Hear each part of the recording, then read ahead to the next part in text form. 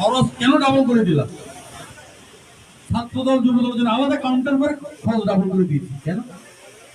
হ্যাঁ, তোমার অর্জনের জন্য আমি মাঠে থেকে সর্বশেষ পর্যন্ত। আপনার সম্মানের জন্য যদি আমি থাকতে পারি, আপনার ইজ্জতের জন্য যদি আমি থাকতে পারি মাঠে, আপনি কেন আপনার এই সম্মান রক্ষার জন্য আপনি কাজ করবেন? আপনাকে কাজ করতে হবে আপনার সম্মান রক্ষার জন্য।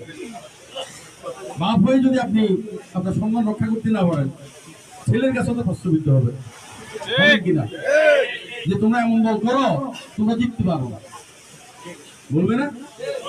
ছেলে মেয়ের কাছে প্রশ্নবিদ্ধ হবে কিনা?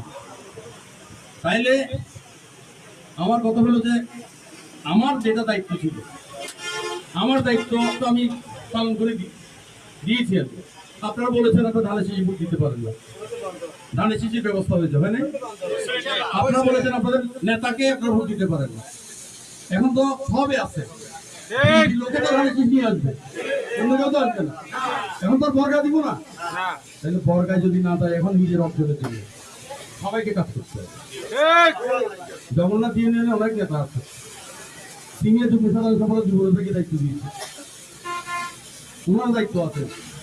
জগন্নাথ ইউনিয়নে যদি আমরা যদি জিততে না পারি, কাজ করে আমাকে দাঁড়াইতে হবে। জাহাঙ্গীর সভাপতি হয়েছে, কাজ করে জাহাঙ্গীরকে দাঁড়াইতে হবে। দলের অর্জনের জন্য দায়িত্ব এদের।